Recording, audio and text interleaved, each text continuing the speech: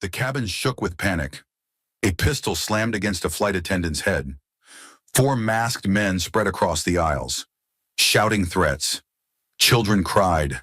Passengers begged. And the cockpit locked. Silent. Waiting. But one seat stood out.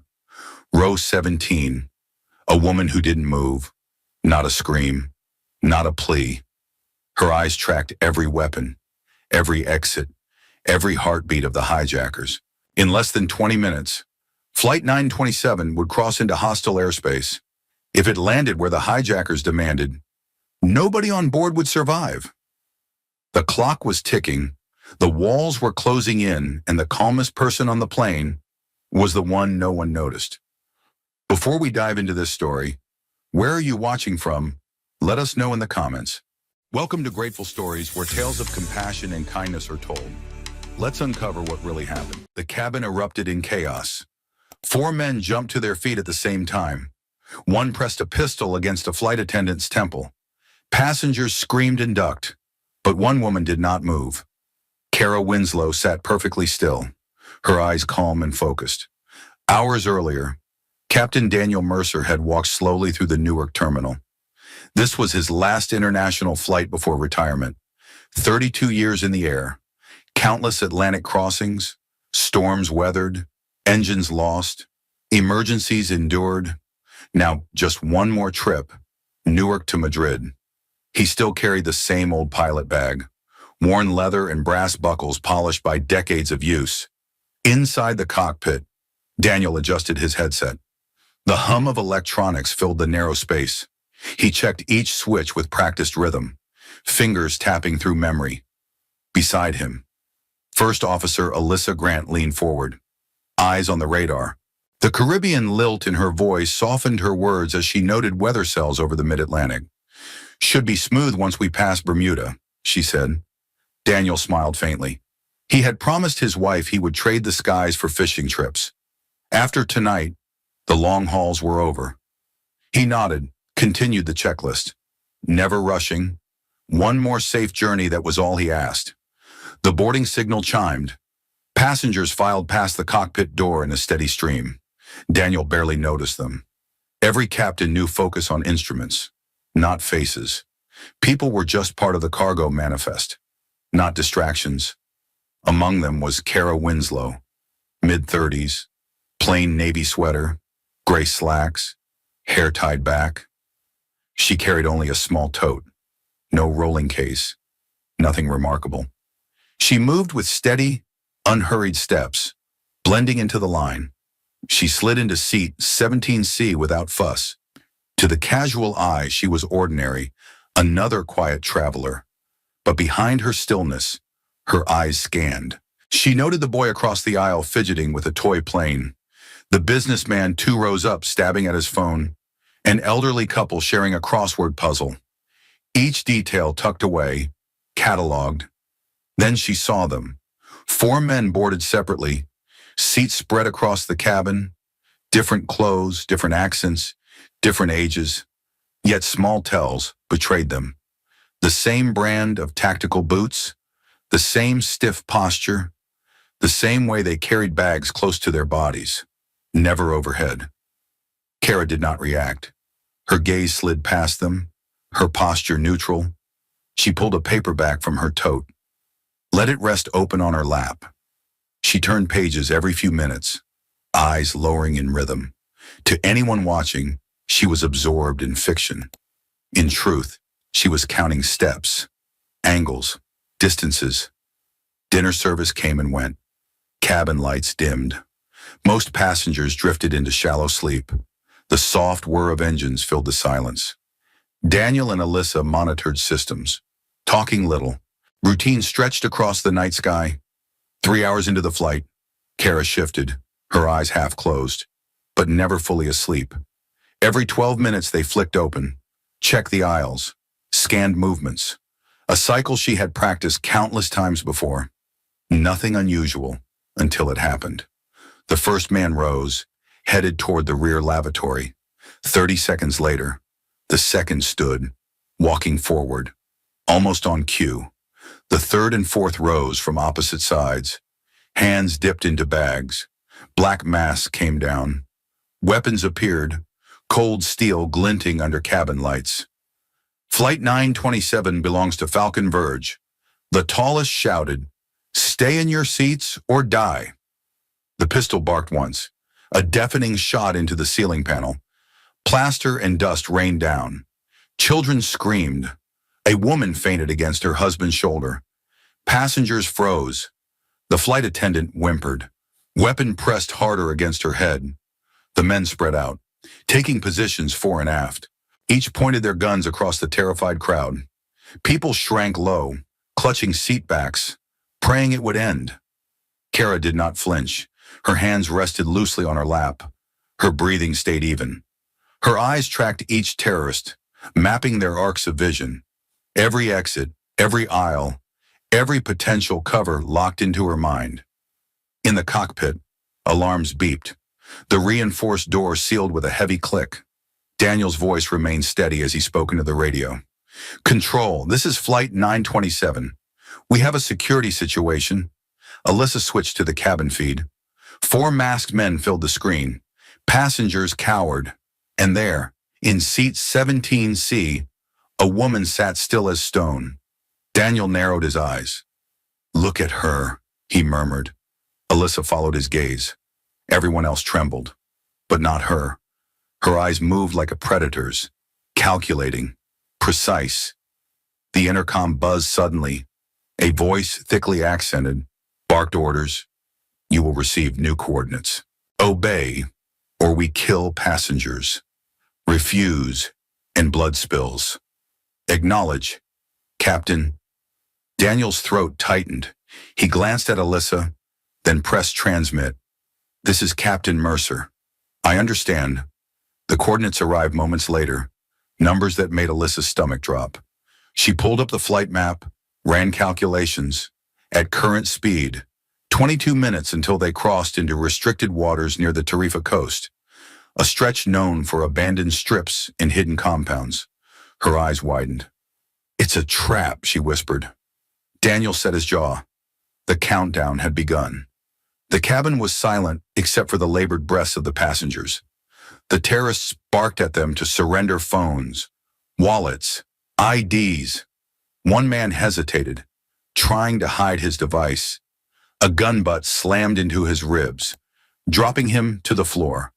His cry echoed through the rows. Kara's gaze flicked to the wounded passenger, then back to the leader. She offered up an old phone without fuss.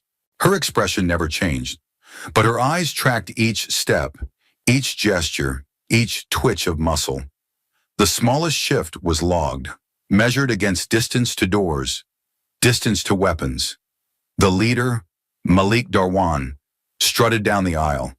His voice carried, cold and harsh. "Your governments know our demands. Obey and live. Resist and die." He fired again, another round into the ceiling. The crack split the silence like lightning. People cried out, covered their heads, shuddered in fear. But in 17C, Kara Winslow leaned forward slightly. Her weight shifted onto the balls of her feet. Her hands loosened, ready. Her pulse slowed deliberately, not sped up. She had trained for this moment for years. No one around her knew. Not the captain, not the passengers, not even the terrorists who thought they controlled Flight 927. Daniel stared at the screens. He could not pull his eyes away from her. "Who is she?" he muttered under his breath. Alyssa shook her head, tension in her jaw. "I don't know, but she's not afraid." Outside the cockpit windows, the Atlantic stretched black and endless. The engines hummed their steady rhythm, unaware of the war about to unfold inside the cabin. 22 minutes to Tarifa. The seconds ticked away, and Kara Winslow sat waiting, silent, a storm coiled tight, about to strike. The aisle was tense. One hijacker moved with forced calm, clutching a tray of water bottles. He passed them down the row as if mercy could soften the terror. Passengers reached out with trembling hands, desperate for anything that felt normal. Kara shifted. Her moment had come. As the man leaned close, she rose smoothly from her seat. Her hand snapped to his wrist, A twist sharp, precise. His eyes bulged, a muffled gasp escaping before he crumpled. The pistol dropped. Kara caught it before it hit the floor. She drove her knee into his gut, followed by an elbow strike to his temple. He was unconscious before anyone could scream. 7 seconds.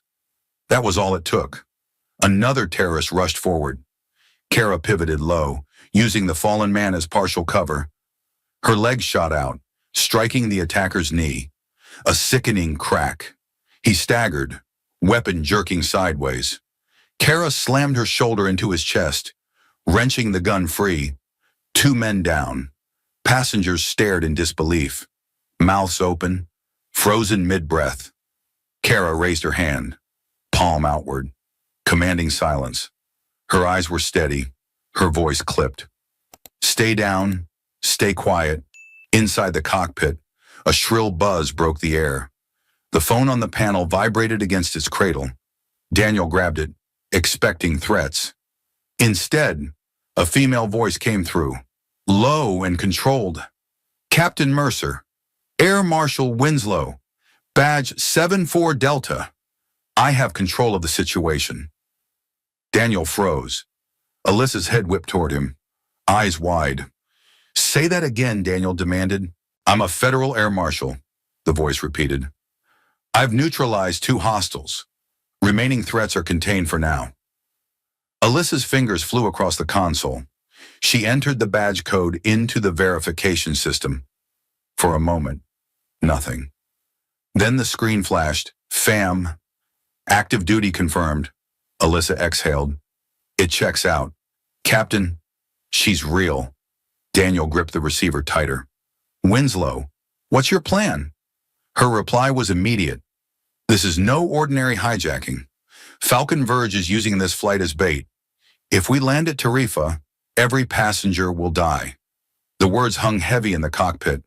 Daniel felt the weight press down on him. Tarifa had been their assigned diversion point. He glanced at Alyssa. She was already pulling up charts, recalculating. We changed course to Nea Sigurd in Sicily, Kara continued. It's the nearest secure military base equipped to handle this. Daniel's voice was tight. They'll notice the shift. Not if we mask it, Kara countered. The cabin display systems can be looped. Passengers and terrorists will see the false route. Daniel leaned back in his seat. Every manual, every protocol, every layer of training screamed against this. Never open the door. Never trust anyone outside the cockpit. Follow instructions. Buy time. Wait for intercept. But here was an air marshal, already fighting in the aisles, already saving lives. Alyssa's eyes locked on him. Captain, we've got 16 minutes before Tarifa. Her voice carried urgency. This isn't about rules anymore. It's about survival. In the cabin, Malik Darwan saw his men on the floor. His fury was volcanic. He seized a young woman in business attire, yanking her upright by the arm. Her cry pierced the silence. He pressed a pistol under her chin, eyes blazing through his mask. Sit down or she dies. Passengers whimpered, some covering their faces, others begging. The young woman's legs shook violently, heels scraping the carpet as Malik dragged her forward. Kara stepped into the aisle, posture deliberate, hands slightly raised. Malik, stop, she said firmly. Tarifa is a kill zone. Your people will not leave alive, he snarled. You lie. No, Kara replied. I can prove it. She pulled a small device from her pocket, a comms unit taken from the hijacker she'd dropped. She tossed it lightly down the aisle. It slid to a stop near Malik's boot. Check the feed. Malik kicked it toward his free hand, never loosening his grip on the hostage. The screen flickered alive. Satellite images filled the display. An abandoned airstrip at Tarifa. Heat signatures glowed in the hills around it, more than a dozen. Armed positions, already waiting. The hostage whimpered. Malik's jaw clenched behind the mask. He scrolled, saw other angles, vehicles positioned, anti-air emplacements disguised as trucks. His breath faltered. Daniel and Alyssa watched from the cockpit monitor. Kara stood in the aisle, unflinching. Her voice carried, steady but cutting. I've tracked Falcon Verge for 14 months. I know their methods. They kill their own when they're finished using them. Malik snapped his head up, eyes narrowing. How would you know this? Because I've seen it, Kara said. In Tangier, they betrayed their own cell. In Marseille, they erased their safe house by burning everyone inside. You think you're in control, but you're nothing to them. Passengers gasped at her words. Whispers spread through the rows. Malik's hostage wept, pleading softly. Malik tightened his grip, conflicted rage twisting his features. Alyssa whispered to Daniel in the cockpit. She's not just fighting them. She's breaking him down. Daniel swallowed, staring at the clock. 15 minutes left. Every second mattered. Back in the aisle, Kara took a step closer. Malik, listen carefully. Tarifa is a grave. Not just for these people, but for you. You've been lied to. He shook his head violently. Falcon Verge gave me this mission. They promised extraction. They promised, Kara repeated, just like they promised your brothers in Casablanca. Where are they now dead? Buried by the same organization that sent you. His eyes flickered. The hostage trembled in his grasp. Kara's tone softened, not with pity, but with cold truth. They've marked you as expendable. You can feel it, can't you? Malik's chest heaved. For the first time, doubt pierced his anger. His voice cracked. How do you know these things? Kara's reply was quiet, lethal. Because I've been watching them longer than you've served them, and I'm still alive. Daniel gripped the controls even though the autopilot was engaged. Sweat dampened his collar. He had guided aircraft through storms, through lightning and wind shear, but never through something like this. A choice loomed: trust protocol, or trust one woman in the cabin. Alyssa's hand hovered over the navigation input. She looked at him, waiting. Her voice was low. If we don't act, we'll be in their kill box in less than a quarter hour. Daniel stared at the numbers ticking down on the screen. Every beat of the clock felt like a hammer in his chest. He thought of his wife waiting at home, expecting him safe in 2 days. He thought of the passengers, strangers whose lives rested on his decision. And he thought of the woman in 17C who had revealed herself not with words first, but with action. Prepare the route change, he said finally. His voice was steady, though his heart thundered. Alyssa nodded, entering the commands with swift precision. The flight path shifted, unseen by those in the cabin. On the passenger displays, Tarifa still glowed as the destination, but in reality, Flight 927 now angled east, toward Sicily. Malik still held the hostage. Though his grip had loosened, Kara took another step forward.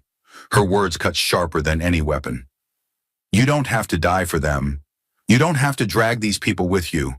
Falcon Verge doesn't care if you bleed out on this floor.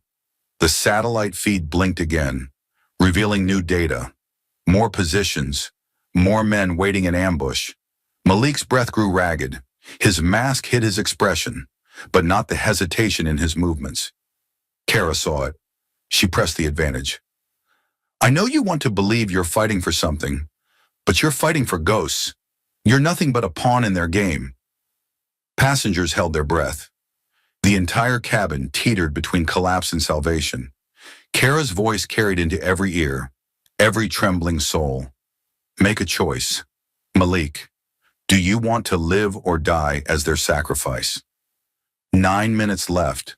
The cabin monitors still showed the false route toward Tarifa. Passengers glanced nervously at the glowing screens, unaware the real course had shifted east. Only Kara, Daniel, and Alyssa knew the truth. Then Malik's radio crackled. A faint coded warning came through 2 escort fighters detected at distance. His mask snapped toward the windows, fury in every line of his body. You lied to me, he roared, voice shaking the rose. The hostage whimpered, his pistol still digging into her jaw. Passengers gasped, panic swelling again. The countdown pressed like a blade against every second. Then it happened. From row 23, a man who had seemed like any other passenger rose. Dark jacket, baseball cap, face pale with tension. But his hand clutched a metallic case. He snapped it open, fingers dancing across hidden switches. A piercing hum filled the cabin. Cabin monitors flickered. The false Tarifa route blinked, lines distorting, shifting back toward reality. Passengers stared as maps glitched. Someone screamed. A fifth hijacker, the infiltrator no one had counted. Malik's shout confirmed it. Signal jammer active. Show their real course. Kara's blood chilled.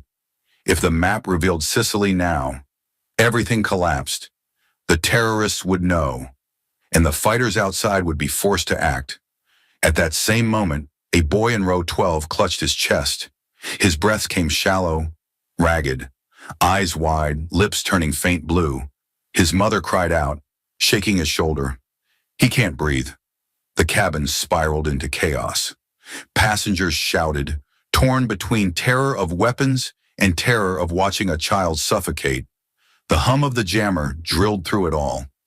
Every second split Kara's attention like shards of glass. She barked orders without hesitation. Overhead bin, medical kit, epinephrine injector.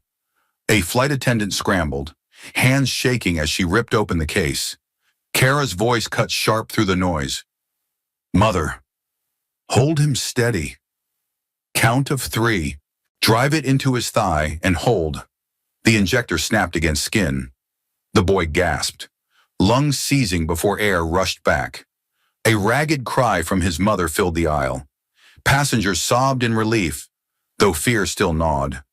Kara didn't stop. She was already moving.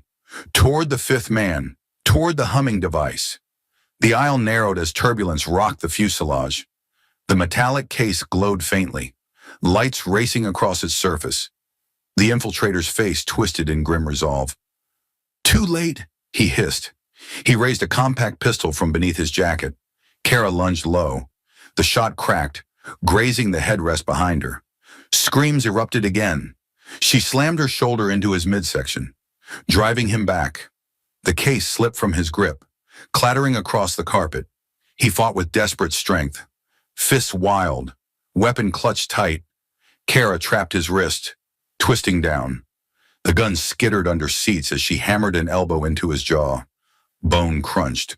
He staggered, but still swung. The plane lurched violently. Engines roared louder as Daniel adjusted to sudden crosswinds. Runway lights of Sicily glimmered faint in the distance. Inside, chaos matched the storm outside. Kara locked eyes with the infiltrator, breathing slow, deliberate. Then she struck. Her knee smashed his ribs. As he doubled, she looped a flex cuff around his wrists. One swift jerk, plastic biting deep. The man collapsed, gasping in pain, restrained. She kicked the case away, snapping it shut with her boot. The humming ceased. Cabin monitors froze on the false Tarifa route once more. Passengers exhaled in stunned silence. At the front, Malik saw everything. The hostage still trembled in his grasp, but the jammer's images had already burned into his mind. On the brief screen glitch, he'd seen the hills, the signatures heat markers of dozens waiting, kill box, ambush. He realized Kara hadn't lied. His breathing grew ragged. Sweat rolled beneath the mask. He glanced at his remaining man, who looked back with fear. The illusion of control was slipping. Kara stood tall, cuffs biting into the infiltrator's wrists at her feet. She stared directly at Malik. Her words cut through the silence. You saw it. They're waiting to bury you. And you know it. The young hostage sobbed, whispering, Please, please. Her knees nearly buckled under Malik's grip. Passengers held their breath, waiting for the trigger to snap. Malik's mind fractured. Falcon Verge had promised him victory, extraction, honor. But the images betrayed it all. A trap disguised as salvation. He could almost hear the bullets waiting in those hills. Kara's voice was iron. Your choice ends here. Pull that trigger and you'll die with nothing. Drop it, and maybe you and your men live. The seconds pounded like drums. 9 minutes had shrunk to 4. The plane was dropping altitude, Sicily growing larger below. Engines screamed as the descent steepened. Daniel's voice filled the cockpit, steady despite the storm. Final approach in 4 minutes. Brace for landing. Alyssa's knuckles whitened on the throttle controls. She whispered, "Come on, hold it together down there." Malik's hand trembled. The gun pressed harder under the hostage's chin. Her tear-streaked face broke him more than Kara's words. He saw his own daughter's eyes in her fear. The mask of fanaticism cracked. He shouted, but the fury was hollow. "They will kill me anyway. Not if you let this end now." Kara shot back. "You still have something to live for." "Make the call." Passengers leaned forward unconsciously, caught in the gravity of the moment. The cabin air felt electric, every breath sharp. The boy who had nearly died of asthma now watched from his seat, wide-eyed, clutching his mother's arm. Malik's pistol lowered an inch. The hostage whimpered in shock. Another inch, then another. Finally, with a guttural roar, Malik hurled the weapon onto the floor. It skidded across the carpet, coming to rest at Kara's boots. "Sit down," he barked to his remaining man. The other terrorist obeyed, collapsing into row 31, mask trembling. Hands rose slowly above heads. Cuffs clicked into place as Kara secured them with ruthless efficiency. Passengers gasped, some sobbing openly now. Relief poured through the cabin, fragile but real. The nightmare was breaking. Kara retrieved the discarded weapons, tossing them into a locked service cart. She met Malik's gaze, her voice low but final. "You chose to live. Remember that when the soldiers board?" Daniel's voice returned on the intercom. "Ladies and gentlemen, remain seated. We are on final descent into Naval Air Station Sigurd.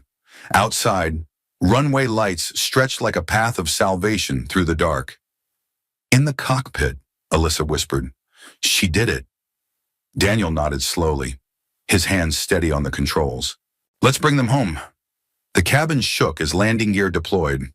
Engines throttled back, vibrations coursing through the fuselage. Kara braced in the aisle, flex cuffs tight on wrists, weapons sealed away. Passengers clutched armrests, waiting for the wheels to meet earth. Malik sat slumped, masks still on, but the fight drained. He stared at nothing, haunted by betrayal. Beside him, his surviving comrade sat with hands laced on his head, resigned. The boy in row 12 leaned against his mother, still pale but breathing steady. She kissed his forehead, tears wetting his hair. Kara glanced their way, a flicker of something human passing across her steel composure.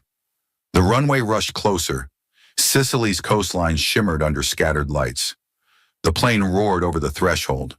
Wheels screeched, a heavy thud, then the long roll of rubber on asphalt. Passengers erupted in cries, half sobs, half cheers. But Kara raised her hand again. "Stay down, stay buckled, not over yet." Her voice held no celebration, only control. The Dreamliner slowed, engines howling, brakes biting. Emergency vehicles lined the tarmac, flashing red and blue. Special forces waited in shadows near the hangars, weapons ready. Daniel exhaled in the cockpit. Alyssa whispered, "We made it." But even as relief flickered, Daniel's eyes stayed sharp. They both knew the hardest choices had been made by the woman in seat 17C. In the cabin, Kara stood tall in the center aisle, flex cuffs secure, weapons locked, passengers alive. The storm inside had ended, though the storm outside had only begun. Malik bowed his head, surrender complete. The boy breathed evenly beside his mother. And Kara Winslow, Federal Air Marshal, prepared for whatever came next. The runway lights streaked past in a blur. Flight 927 slammed onto the tarmac of Naval Air Station Sigurd. Rubber screamed against asphalt, the heavy body of the jet shuddering as brakes engaged. Engines roared down to a growl, and the aircraft slowed, rolling toward the secure zone. Floodlights bathed the strip. Military trucks waited with engines idling. Armed Italian carabinieri stood shoulder to shoulder with American Special Forces. Their weapons tracked every window, every shadow inside the jet. The aircraft stopped at a marked position near hangars. Passengers clung to armrests, sobbing, praying, holding loved ones tight. The silence after landing was deafening, like the cabin itself was too stunned to breathe. The forward door cracked open. A rush of cool Sicilian night air poured inside. Special forces surged in, rifles sweeping from row to row. Commands barked in English and Italian overlapped in sharp cadence. Hands up, stay seated, do not move. Passengers obeyed instantly, frozen with exhaustion and relief. Soldiers advanced methodically, securing each row, checking each cuffed suspect. Malik Darwin sat slumped in row 31. His pistol lay locked away in a service cart. Flex cuffs cut into his wrists. The mask no longer mattered. Defeat dripped from every line of his body. His men were dragged out one by one, bound and silent. The fifth infiltrator groaned under the grip of two commandos, weapons collected in sealed crates. The metallic jammer tucked into a steel evidence box. Passengers were guided down the stairs in groups of 10. Children clutched parents. Elderly couples shuffled arm in arm. Some waved weakly toward the cockpit windows. Gratitude unspoken but clear. Others stumbled, dazed, unable to process survival. Kara Winslow moved last. She passed the weapons cart to the Special Forces officer without ceremony. Her sidearm vanished into an evidence bag. Her face was expressionless, eyes already scanning for the next step. Then she melted into the flow of passengers. One moment visible, the next gone. Just another traveler disappearing into the sea of relief and confusion. Daniel Mercer unstrapped slowly in the cockpit. His hands trembled, though his voice had never cracked on the radio. He closed his logbook for the final time. Alyssa Grant glanced at him, sweat streaking her hairline. Neither spoke. Both knew words would fail here. Minutes later, soldiers escorted them to a nondescript building off the runway. Concrete walls, no windows. Fluorescent lights hummed. Inside, a table waited with water bottles lined neatly in a row. Two officers sat across from them, one Italian colonel, one American major with clipped words and tired eyes. Captain Mercer, First Officer Grant. Sit. Daniel lowered himself slowly. Alyssa following. The major began without preamble. Official report will state you followed hijack protocol, diverted due to security indicators, landed safely. Your leadership prevented loss of life. Daniel frowned, voice gravel, and the air marshal. The colonel exchanged a glance with the major. A beat of silence stretched. Then came the reply, cool and final. Not mentioned. Classified.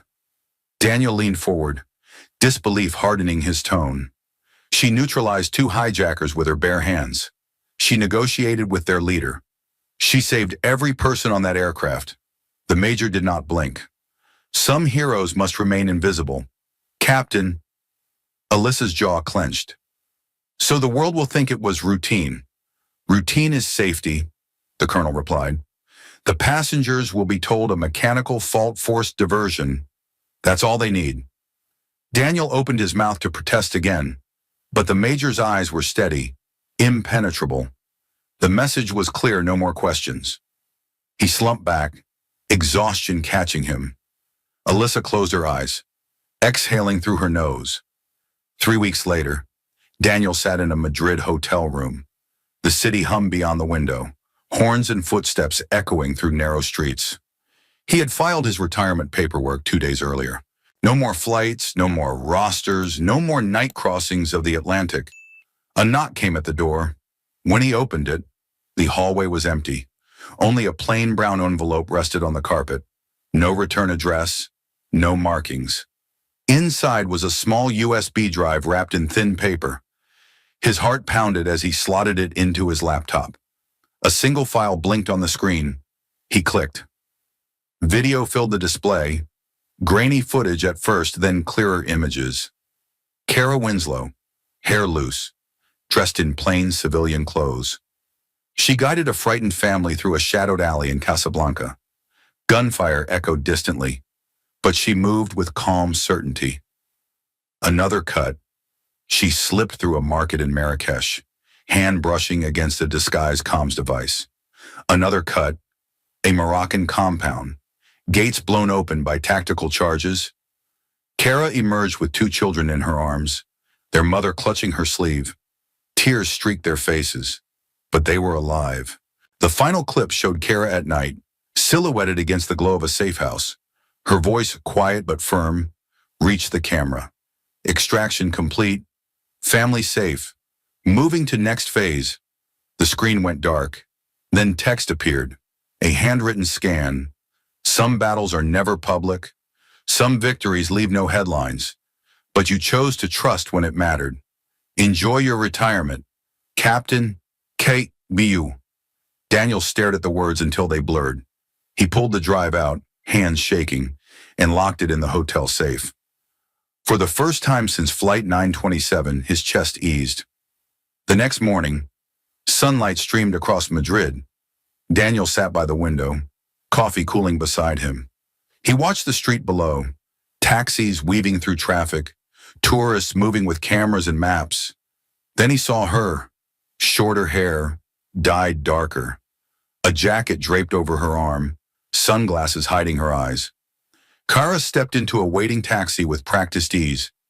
No hesitation, no farewell. Just another face swallowed by the city. Daniel didn't move.